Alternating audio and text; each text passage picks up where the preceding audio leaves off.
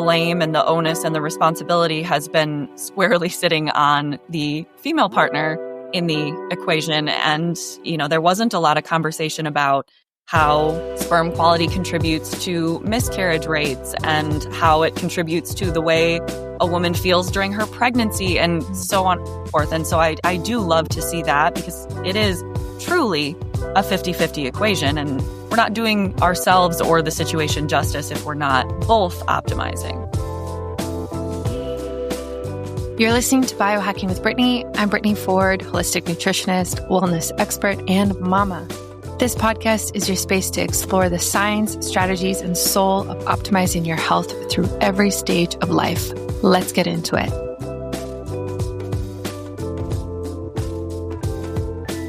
Welcome back to Biohacking with Brittany. I am thrilled that you're listening today.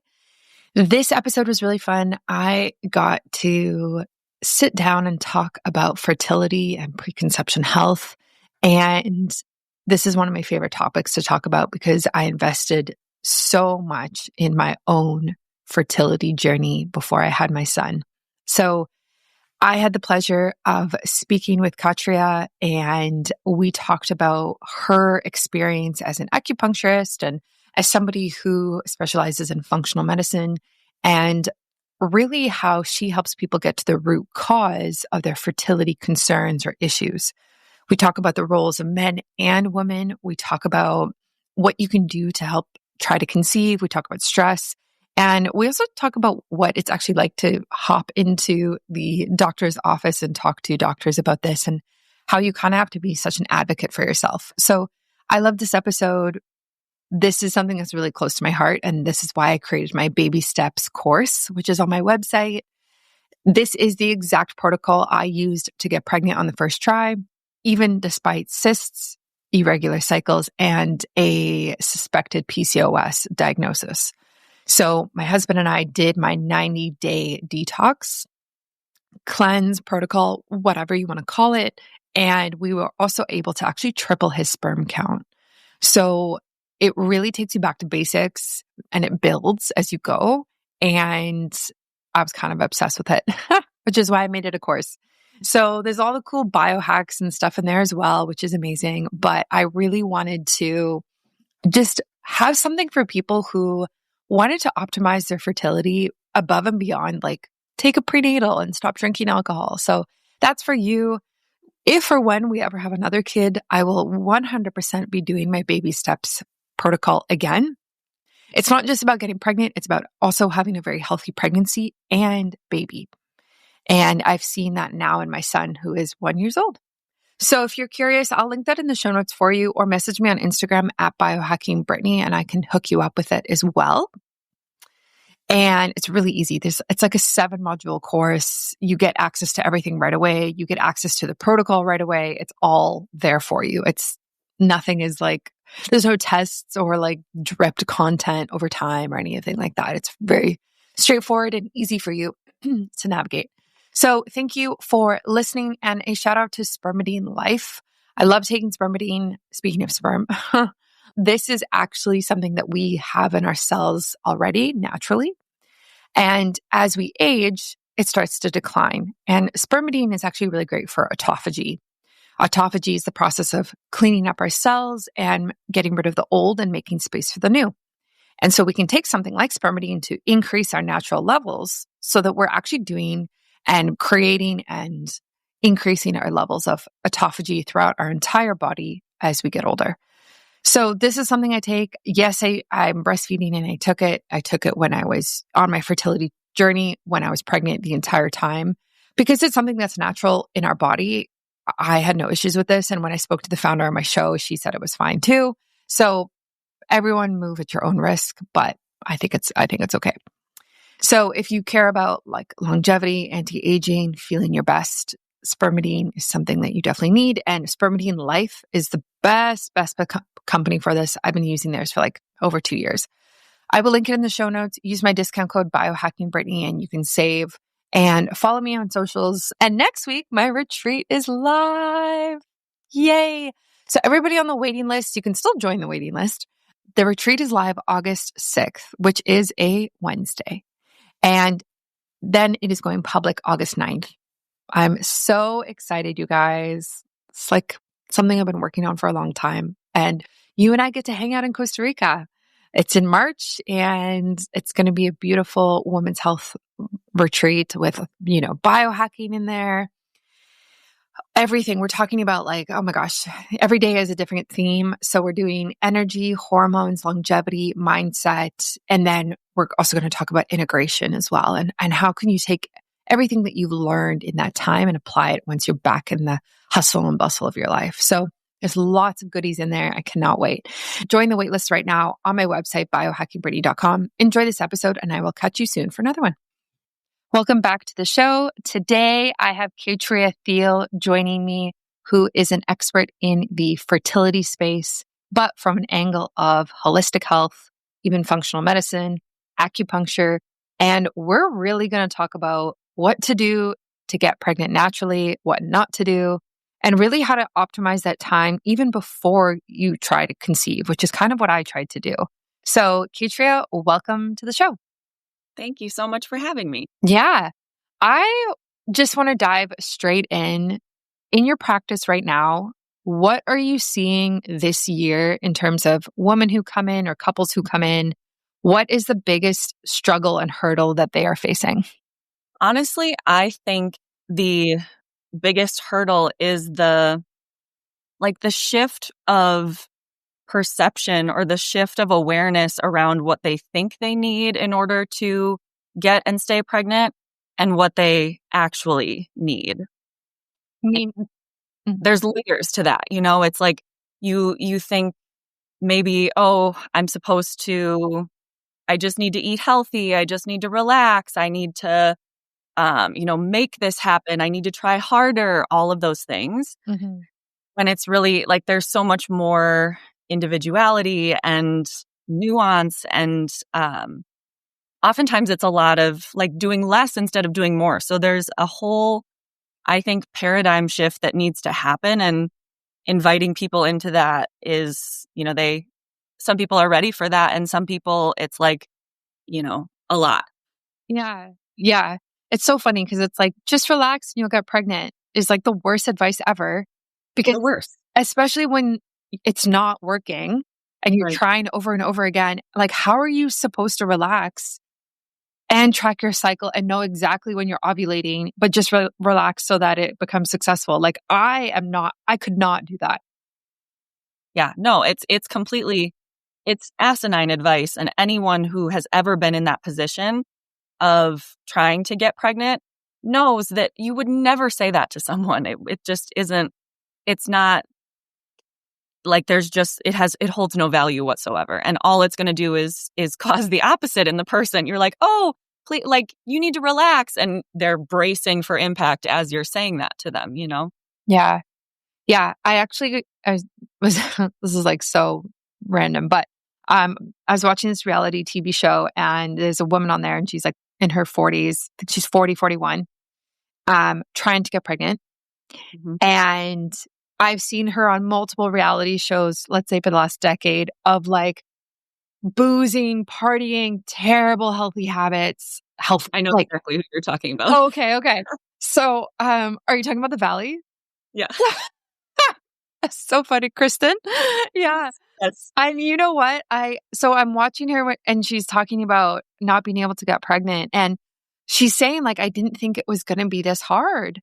Yeah. And even though I've seen the things that she's done for the last decade, my heart still breaks watching that, because it's like, we're taught, oh, you can get pregnant right away. Actually, we're taught the opposite. We're taught you could get pregnant at any time possible. Right. Go on birth control so that you don't ruin your life and get pregnant when you're 16, apparently.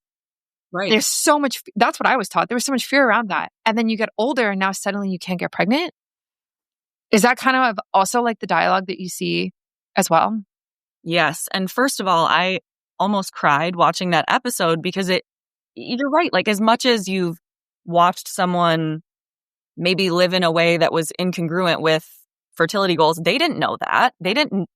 She wasn't intentionally making it harder for herself. And now she's, faced with this, I wish I would have known this sooner. I had no idea it was going to be this hard. I see that every day. Yeah. Yeah. And is there, oh man, like I'm just thinking if I was in her shoes and if I would feel so much guilt. Like if I had understood like, oh, okay, drinking and terrible food and all of these things year after year actually decreases my fertility odds. Like if someone had then educated me later, you would just feel terrible. Like you'd feel so guilty. There'd be so much shame. And then you'd be like, oh, so it's my fault that I can't get pregnant.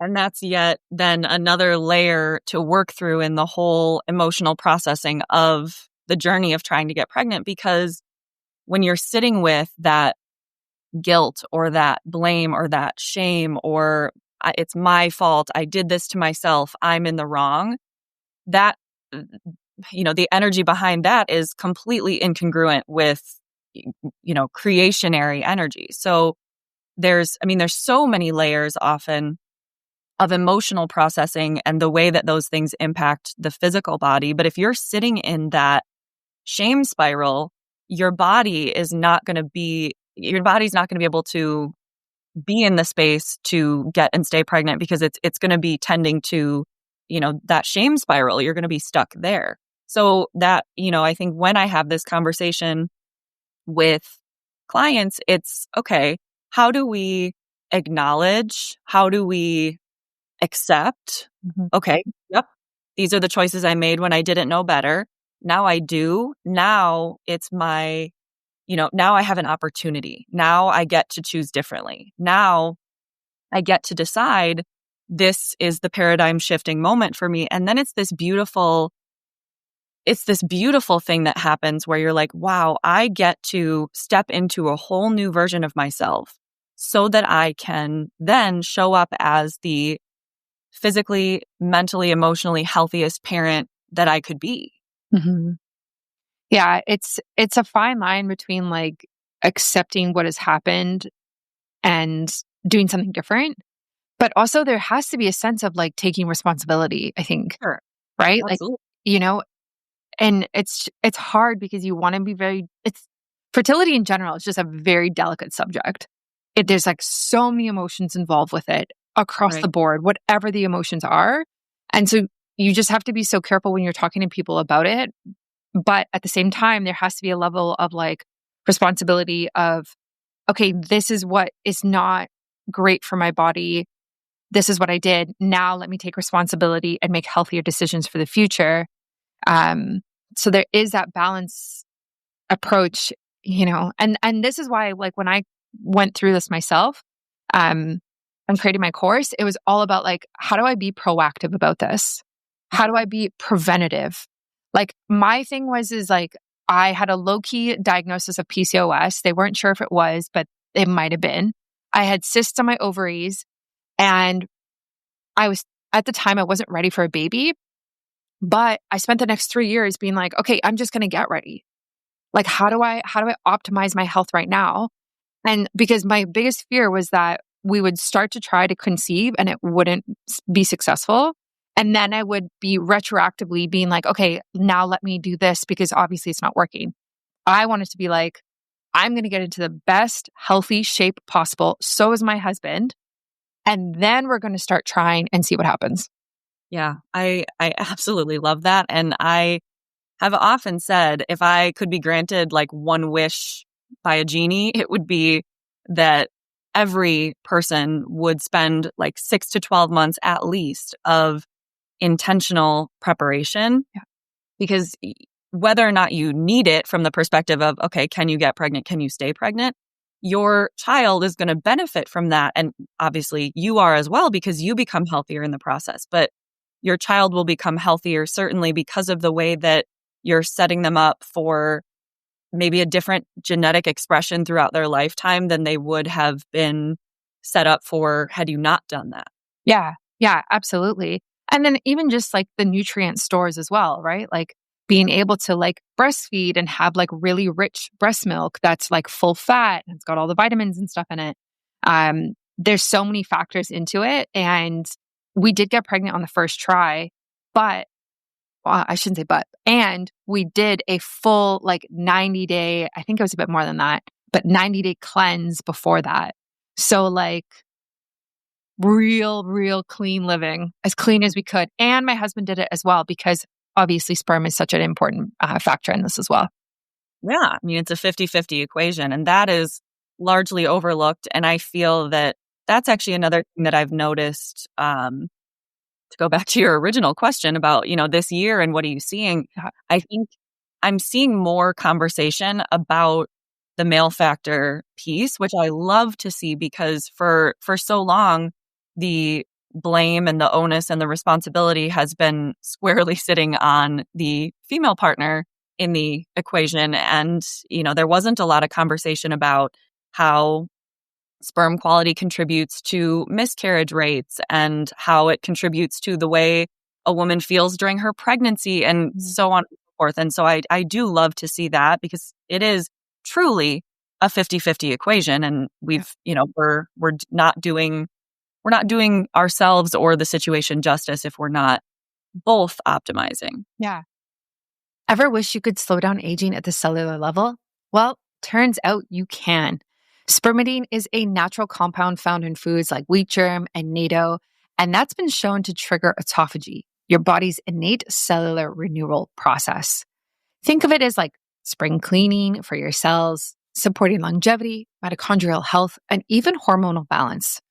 I've been using Spermidine Life as part of my daily biohacking routine to support energy, skin health, and healthy aging from the inside out. It's the world's first clinically tested spermidine supplement made with pure, high-quality ingredients you can actually trust. Ready to upgrade your wellness and age with more vitality? Head to the link in my show notes or on my website and use my discount code BiohackingBrittany for a special discount. We love that, because you deserve to feel your best at every single age. Yeah, there's actually been a lot of content on TikTok about it. I don't know if you're on TikTok, but there's a lot of male creators who are saying things like, of course, I would do a detox for 3 months before you try to get pregnant. Like, you're pregnant for 9 months. Like, the minimum I can do is like be healthier for 3 months, get healthier sperm, and support you in that way. And that was the same approach my husband said. Like, he had no issues with it, because he's like, you have to carry the baby and then you breastfeed and you take the time off. Like, you do so much of the heavy lifting, and you're just asking me to like eat clean, exercise, go to bed early, like whatever the things are for 3 months at least. Like, great. Cool. Yeah. You're asking me to meet my basic needs and take a baseline care of myself so that I'm going to feel great. Okay. Yeah. I can do that. Yeah. That should be an easy yes. It really should. Yeah. And especially if you educate men that like this can help you have a healthier kid. Right. Like, and a healthier kid could mean like a kid who's smarter, who is better at sports, who is better at any activities, who has better or like less behavioral cognitive issues, like whatever you want to say, right? So there's so much benefit to it beyond just like the actual conception part. Right. Yeah, it's the first and the most important health insurance policy that you could give to your child, really. Yeah. You're setting them up that much differently. Like, if you're going to do anything, do that. Yeah. What pushback do you receive when you are trying to educate couples in this way? I think that, generally speaking, by the time people find me, they are pretty ready for someone to just tell them what they need to do and they'll do it, kind of thing. Like, they've already gotten the bad answers, the non-answers, the unexplained infertility diagnosis, this, that, the other. So in a lot of cases, I think this is one of the reasons why I really love fertility work, because when the call is on your heart, you will do anything. And I think that creates a great opportunity for like a beautiful relationship between, a practitioner and a client to meet in the middle and collaborate on, the whole journey. Where in certain, in other areas, maybe the motivation isn't quite as high, or like it just doesn't quite hit the same. For some people, there can be like, oh, I've had these gut issues for 10 years. I just deal with them, kind of thing. Or, yeah, this pain bugs me and I can't play golf and I can't do this, but, I get by and I don't, I'm just so used to it now. But when you want a baby to your core and beyond. So I think as far as pushback, I don't know that I necessarily get a ton because of that foundational drive. I think maybe on a larger scale, like outside of the one-on-one work, maybe, on social media or when I'm having conversations with friends or family or things like that, like, oh, does it really matter if I like don't switch out my laundry detergent, or does it really matter if I, eat if we still have Doritos in the house and we eat them every so often, or like, oh, going out to dinner and having fried food one night out of the week isn't really going to do all that much. Probably there's more of that like in the periphery, but I think for the people who this is deeply on your heart, you're ready to do anything. And when you can see, I think it also helps too, when you can see evidence in terms of like functional labs and things like that, it becomes harder to refute like, oh yeah, there's clearly something going on here and we can see it in black and white. Mm-hmm. So actually that probably helps a lot too, because then it's about, it's less nebulous and it's more concrete, and you can point to something and say, okay, this is this way because of X, Y, and Z lifestyle factor and X, Y, and Z nutrient deficiency, or, there's this pathogen who's getting real cozy in your gut, and we need to like eradicate that in order to get to the bottom of this issue and get your body out of a chronic stress response. I think that probably also helps a lot too, to have the black and white data. Yeah. Oh, definitely. Definitely. Yeah. Because sometimes even if you just explain something like you just did, I imagine your patient's eyes kind of glaze over. Like, yeah. No, wait, what? Root cause, gut, pathogen? Okay, can you start again? But again, I think you're so spot on. If somebody wants a baby, that's all they care about. And then they will do anything to be able to get to that point.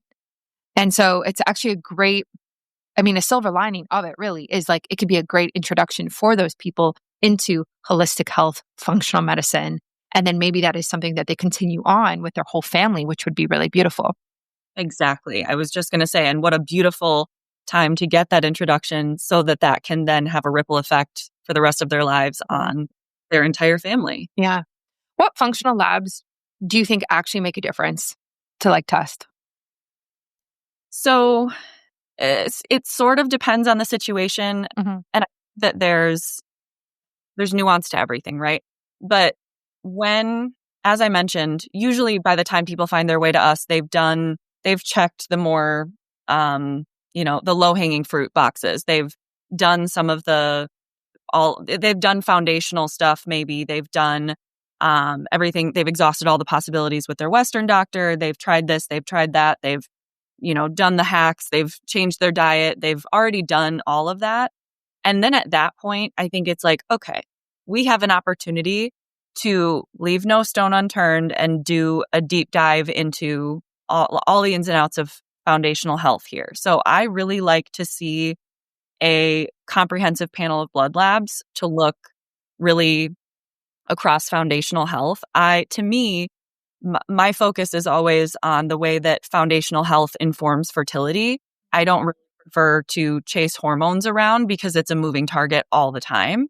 So and this is the Chinese medicine background in me. It's like, how do we zoom out and see the big picture and look at how all of the body systems are impacting each other? And I think to be able to do that, hormones to me are a little bit, they're symptom territory still. So you can test hormones and then say, okay, yeah, estrogen is doing what it's doing. Progesterone is low. There maybe is relative estrogen dominance, what have you, but you still don't know why. So I love foundational blood labs to be able to see what's going on with the thyroid, what's going on with the adrenals, what's going on with nutrient status, what's going on with organ function as a whole, inflammatory markers, what's going on in the gut. And depending on the situation, I'll often pair that with maybe a GI map or an organic acids test, because a lot of times there's a lot of stuff going on in the gut. And if I hear someone telling me, my energy is low and I'm like bloated all the time, which is very, very common, we do not pass go. We do not collect $200. We are addressing, okay, why are we not, if we're chronically bloated, why are we not digesting and absorbing nutrients well? Because then, on a sort of a macro level, if we're not able to turn food into nutrient-rich blood, then that blood isn't able to nourish our uterine lining and our ovaries and the eggs within them. And so that's like hard stop. We have to figure that out. And if we're, dragging every day and relying on caffeine to get through the day, we're not making energy well. Same thing. We're going to run into a lot of trouble in the fertility department because the egg and sperm cells are packed with mitochondria. And those are, if you don't know, those are the energy factories. Not telling you this, but anyone. The energy factories. And so if that's not working well, we're not going to have the egg quality and the sperm quality that we want to have. So those seemingly unrelated symptoms are deeply intertwined in the foundation of fertility functions, in my opinion. So I want to look at all of that first and see what's going on there. I do also really like to see a hair tissue mineral analysis because I think it's a low barrier to entry as far as the cost related to other functional testing generally. Yeah. And it's not invasive and it provides information about minerals, which you kind of can't get more foundational than minerals in terms of the way that that's going to impact cellular function. And so I really like to see that too. So usually that like panel of blood labs, maybe some gut specific labs and a hair tissue mineral analysis. That's what I really like. Nice. Jen. Yeah. For what companies do you use? I know you're in the States, so it's a little bit different from Canada, but I'm curious, especially for the functional labs that you're talking about, not the hair analysis. Are you looking at like a Dutch test, which is like a crazy hormone panel people can do? Or like, what are your favorites that you use in your practice? I actually rarely run a Dutch test because, again, I'm less interested in directly looking at what hormones. If I did want to see what hormones we're up to, a Dutch test would be what I would run. But I find so much more value in, zooming a few levels deeper and looking at what's informing what's happening with hormones. So, for example, on a GI map and an organic acids test, I can get some insight into how we're metabolizing hormones within the gut, because that's going to, if that's not going well, I want to address it there. I don't want to see it on a Dutch test and then still not know why. Yeah. I love that. Yeah. I've done the Dutch test a few times on myself and it is so complicated. Right. And I think that's a barrier. It is a barrier. I couldn't imagine the average person doing that test and being like, okay, what do I do with all of this information? The ones that I like I really like testing the gut microbiome. I don't know if you do any of that type of testing. There's a company called Tiny Health. I don't know if you know them, but I love them. And we just ordered more for another round of tests for my family. And that has been so helpful for me is like actually looking at what bacteria, viruses, anything in my gut or my kid's gut is like off the charts. And is that what's causing the eczema?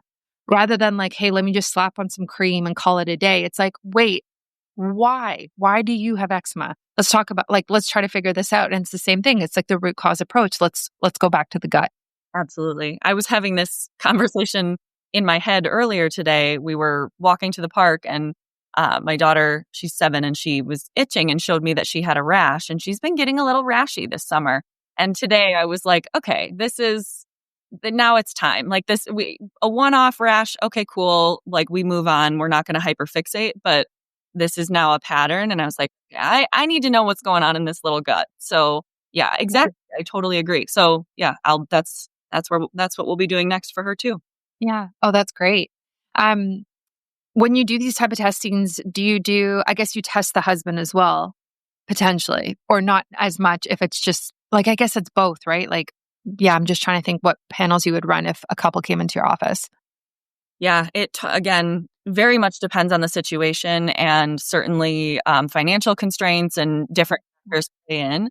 However, at bare minimum, if I have a woman in front of me who is half of the equation and I'm putting together a protocol for her based on her labs and all of the things, anything there that would be in the realm of supporting adrenals and thyroid and blood sugar and, mitigating inflammation and optimizing gut function at a foundational level, I'm going to be recommending the exact same thing for her partner, the other half of the equation. And sometimes even, if we get into like, oh, we've discovered that we have an H. pylori infection in the gut, both are going to need to be treated. So we're not just passing that back and forth all over the place. And so that would be kind of another iteration of what that would look like. But I think best case scenario, absolutely both partners would be tested. And actually, so I'm in a season of preparing to conceive myself. We're getting married in the end of toward the end of the year. And so I'm taking, just a nice slow on ramp into, I already live in a way that's supportive to my fertility, but I can turn the dial up a little bit and we can get some data, get some more information. So we both, my fiance and I, will be doing, some labs to just take a look and see. And I think that's a great opportunity to use it as a teaching example too, of like, this is what we're looking for. Here's what we found. Here's what we're doing about it. But yeah, best case scenario, let's get all the information we can about both halves of the equation, because the more information we have, the more intentional we can be about the action steps that we take. And that's where I think sometimes it can feel like, well, probably a lot of times it can feel overwhelming to consider, oh my gosh, I'm going to have to change so much. I'm going to have to really different way. Like I won't even feel like myself. I won't be able to enjoy myself. That doesn't have to be true. And especially if you are targeted about, like if you know what is going to move the needle the most, then you focus on that and you don't have to do everything. You just have to do the things that are going to make the biggest difference. I think that is largely undervalued still, because right now it's like information overload of, oh, this TikTok told me this and this TikTok told me that and ChatGPT told me this. So I'm trying to juggle those things and keep all of these plates spinning. And I don't even know who I am anymore. And all of this information overload has disconnected me even further from myself, which is the opposite of the point. I think step one is, an invitation to reconnect to your body in a society that is, pulling you in every direction away from your sense of self. This is a beautiful time to go inward and reconnect and calibrate to your hormonal rhythms and maybe notice them for the first time in your life, perhaps, and use that to guide you so that you're not feeling so, okay, I have to check this box, this box, this box. No, what does my body need today? And what do I know about my body now that I've invested in some high level, information gathering through labs? What do I know about my body and how do I pair that with what I feel in my body to create, my path forward? Mm-hmm. Yeah, there is a sense of intuition there. And it's very easy to numb it or ignore it and not listen to it. And yeah, I think there's just something to be said about I don't know, trusting your gut and trying to listen to yourself and not just listen to other people. And that's the thing is even if you go see a doctor, like a medical doctor, it's like you're outsourcing your health and you're outsourcing your fertility to somebody else and you're expecting them to have all of the answers. And a lot of the time that's not what happens and that's not the case. But that's also what we do when we're pregnant though, right? People go to a doctor and they say, okay, the doctor will say, well, I think you should get all of these shots and I think you should do all of these things when you're pregnant. And I'm the doctor, so I know more than you. But intuitively, that pregnant mom might be like, whoa, I don't know about this. Yeah. This feels like a lot, right? And so it's almost like the sooner we can tap into that sense of knowing that we actually know ourselves best, the better it is for our outcome for fertility, pregnancy, and definitely when we have a kid, because you are that kid's number one fan. You are in their corner above any doctor, above anybody. You got to stick up for that kid. So, yeah, it's almost like a muscle that you have to just exercise over and over again so you get used to and you get better at using it. It totally, totally is. I tell my clients all the time, you think there's noise now in the fertility space? Wait until this child is in your arms, because the noise is even more deafening. And everybody's got an opinion about how you should parent and what they should eat and when they should eat it, and when, solids or baby-led weaning, or, oh, this is dangerous, this is safe, this is dangerous, whatever. The noise gets even louder. So exactly, if you practice strengthening that muscle during your fertility journey, then that gets a whole lot easier. And I think that was one of the blessings for me with my first pregnancy with my daughter, was I already had that muscle pretty strong.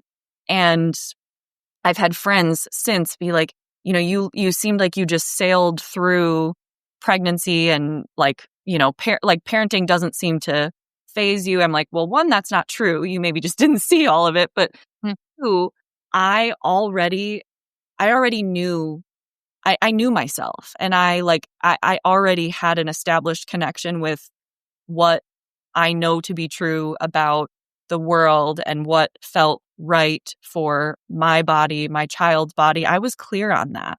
So I think that makes a huge difference. So instead of getting swept up into the noise and pushed and pulled in every direction, find your center. And this goes for anything, but certainly in the fertility space, find your center.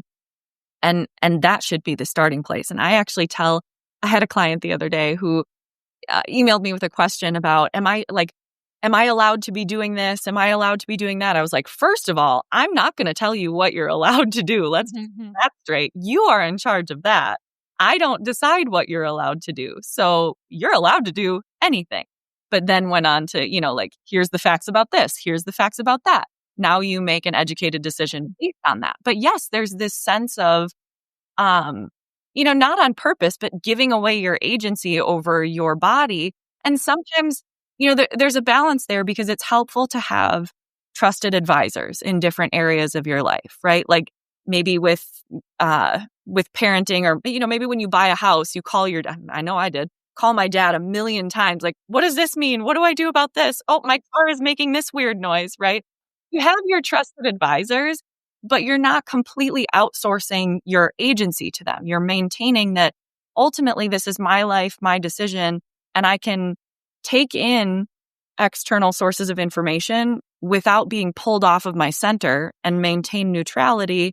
And then from there, choose what's right for me and my family. Yeah. Yeah. I love that. I mean, way easier said than done. God, yeah.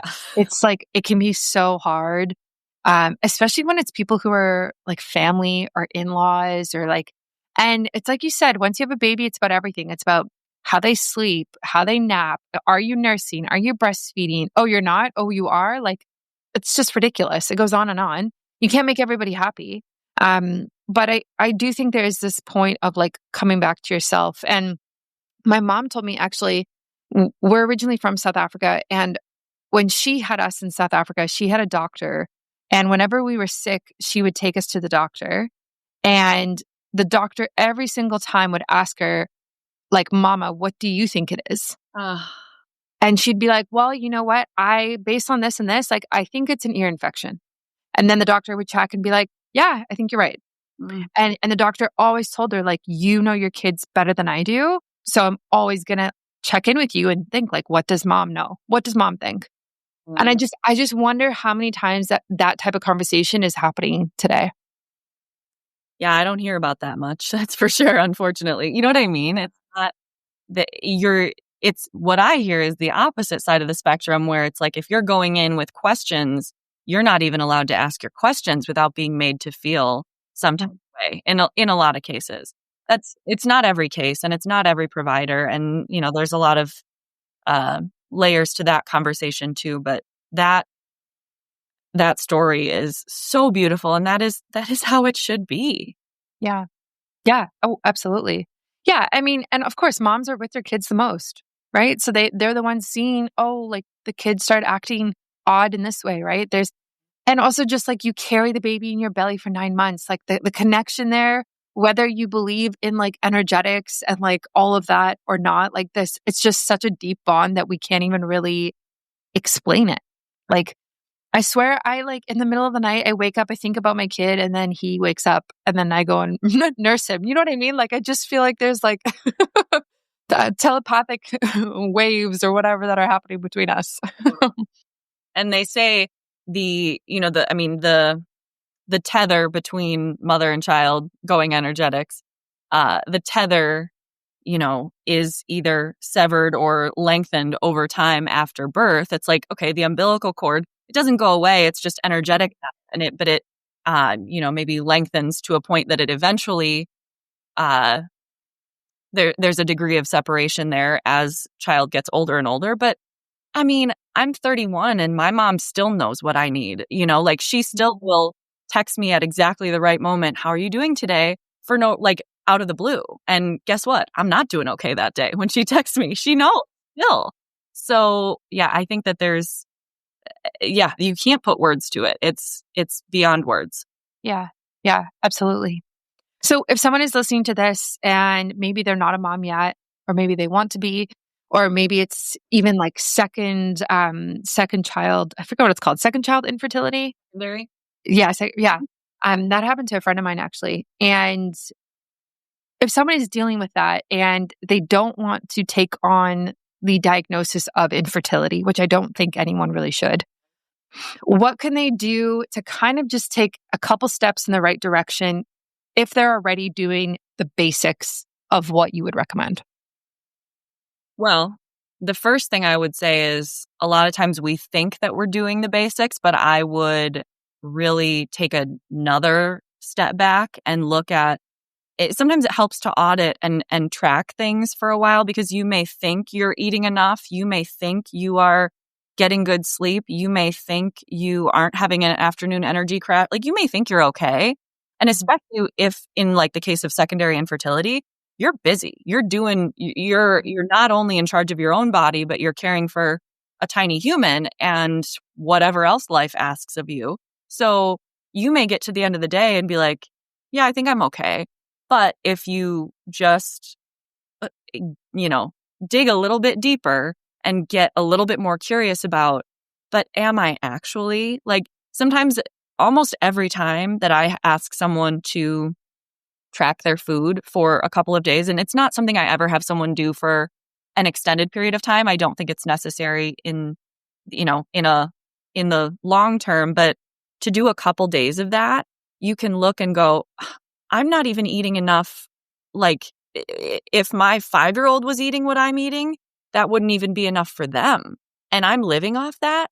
Wait a minute, what's going on here? So that would be the first thing that I would say is take a second look, because you may think you have all those basic boxes checked, but there's the strong likelihood is that they're not. Beyond that, I think, it's going to depend on the individual situation. But if we have the nutrition box checked and we have the sleep box checked and we have all the doing boxes checked, then I look to the nervous system next, because that's the box that I think is the hardest to check. And even it can be like, oh, I did my breath work this morning, or I, did a meditation this afternoon. I sat outside for a few minutes. Okay, but were you white knuckling your way through the rest of your entire day? Because a lot of times, even when it's like, okay, I'm making an effort to do something in support of stress resilience or nervous system regulation, I really like to think about how do we, instead of looking at, okay, let me take 10 minutes, an hour, whatever, how do I infuse nervous system regulation into all that I do? So an example of this, not specifically related to fertility, but in the way that everything is related to fertility, it is. I, years ago, when I was growing my clinical practice and I was seeing more patients than I ever had, I would get to the end of the day and I was like so exhausted, so spent. It's like, okay, I got to do something about this. Like, how am I not in charge of my energy throughout the day so that I'm getting to the end of the day and feeling totally drained? So I started doing, every time I touched a doorknob, which was like upwards of maybe 60 to 80 times a day, every time I touched a doorknob, I took a deep breath and I installed that as just like habit. So then as I'm going about my day, every time, 60 to 80 times a day, I'm hitting the reset button for my nervous system to de-escalate. So I much prefer things like that. I'll have people set timers on their phone to remember to take a few deep breaths, or, while I think those micro moments of self-care or stress resilience can be so much more powerful than like, okay, once a week I go to yoga, or once a month I get a massage, because it's not going to be able to outweigh the rest of the time. So that would be another area that I would place some focus, is how do I weave this idea of regulation and centeredness into how I live? Like, how are my feet contacting the earth when I walk throughout the day? Am I hurry? Am I engaging in the energy of rush and hurry for no reason? Like, this was another one that I played with for a while, where it's like, okay, what if I unsubscribe from the idea of rush and it's just like no longer a thing that I do? How much longer is it going to take me to do things? It took me no longer, but I so much better. And I was so much kinder to the people around me too, my child, my partner. It makes a world of difference. So I think there's an opportunity to get curious about peeling back layers and seeing where can I do this differently? Yeah, I love that. I love all of that. Yeah, rushing is so exhausting. Yes. And it's like, what are you even rushing to? Like, you're rushing to a dinner reservation. Or my favorite is when I'm like rushing to a yoga class and it's like, cool. This does not make sense. Like, you know what I mean? Mm-hmm. And I always think about it when I'm doing it too. And I always know the irony as well. Like, I'm very self-aware about it. But yeah, I think just slowing down in general and taking things off of our plate. And when I look back on my pregnancy, I think I did too much. And I wish that I had taken things off of my plate and had less stress, and especially with your first, and maybe it's different with your second, I don't know. Like, I just thought there was all of these things I had to organize and understand and buy and order. And like, there's this like franticness almost to it. And looking back, I'm like, wow, I really wish I just like probably slowed down work sooner than I did. Mm-hmm. Like, I went into labor and I was answering emails on my laptop. Do you know what I mean? Like, because I run my own business. And so I don't know. I look back, I'm like, okay, next time if I have another kid, I want to slow down to the point where I'm bored. Yes. Like, that's when you're actually chill. Mm-hmm. Is like when you're like, wow, like I have a whole afternoon. What am I going to do? Like, that's the state you want to be in, especially probably for fertility too, is like just complete, like, you know? Absolutely. That is where the space for creationary energy comes from. You know what I mean? You can't be, for example, if you were trying to write a book, you're not going to try to write a book while you are also in the middle of making dinner and also in the middle of like, oh, I got to answer this email quick. Oh, what does this kid need from me? Oh, I'm wiping a nose. I'm picking up the dog poop. I'm doing this. I'm doing that. You can't write a book while you're doing that because creationary energy does not flow in that state. Yeah. So if you're trying to create and birth the most, in the most real sense of the word, you do have to slow down. And I actually haven't talked about this publicly at all yet, but that's exactly what I am doing in my business right now. I just took a big step back from my in-person clinical practice and allowed some team members to step up, and Nice. like they were so ready, and it was just a beautiful transition there. But I recognized, okay, I have created this business that is everything that I wanted.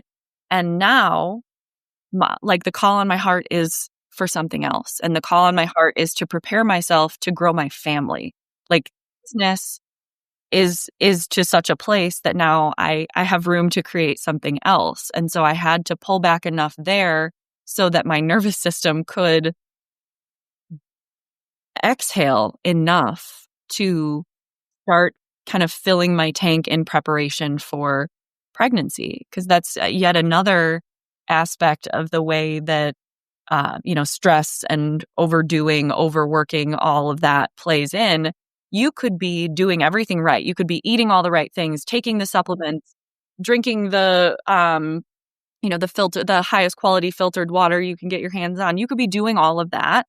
But if it's leaking right out because you are burning through all of your resources because you're in a chronic stress response, it's not going to matter. So it's not just about what you put in, it's about plugging the leaks as well. And so I've been in a big season of plugging leaks and making changes because I recognize that and I see it every single day.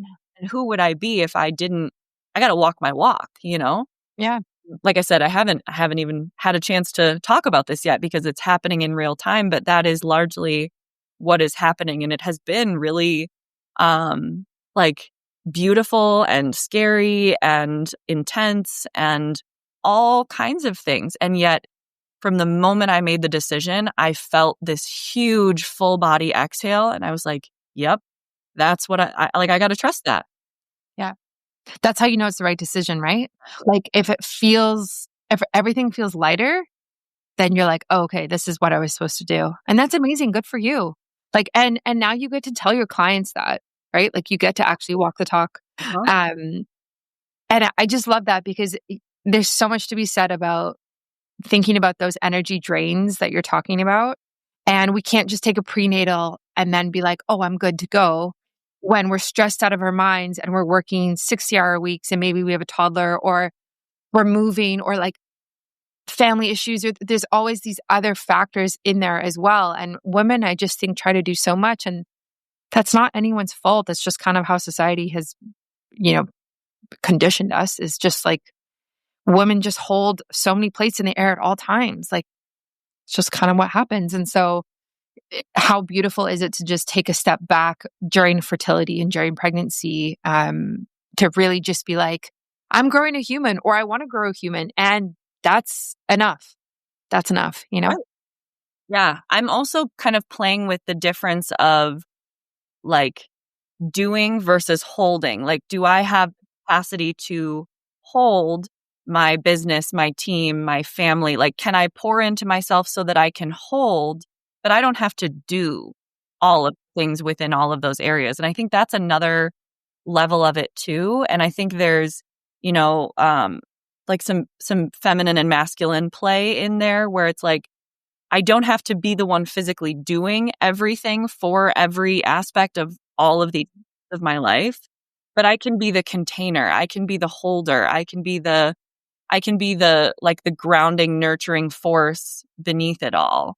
Yeah. And that is something really cool to think about too. Yeah. It's really beautiful, right? Like we're human beings, not human doings. Yes. Which I try to remind myself when I try to do it. Really. Yeah. Again, easier said than done. Uh-huh. One final word. What do you want any of the women listening to remember? I think the most important thing that we've talked about today is the idea of reconnecting to yourself and letting the rest unfold from there. Mm-hmm. Yeah. I think in fertility and in life in general, there's so much to be said for that. And when it is this all-encompassing paradigm shift that comes from like a soul level, that's like it can never be wrong. It can never be the wrong path. It can never be, oh, I made the wrong choice. I should have taken this prenatal instead of that one, or I should have tried this fertility hack instead of this, or I should have worked with this practitioner instead of this one. All of that is just noise and none of it really matters if you connect to yourself first and really just feel what's happening there. You do need on some level, and everything that happens after you connect to yourself is the right thing. Yeah. I love that. What a great reminder. If people want to work with you, where can they find you and how can they connect with you? So I hang out on Instagram a lot. Connected Healing Caitria is my handle. And then our website will also give a lot of information about how to work with me, how to work with our team. And that is connectedhealingllc.com. Those are the places where you'll find info and you'll find kind of more of this whole conversation that we've started today. Amazing. Well, thank you so much for coming on. I loved hearing about what you do in your practice and your personal story as well. And I look forward to hearing about your fertility journey for this year. Yeah, stay tuned. Okay, thanks.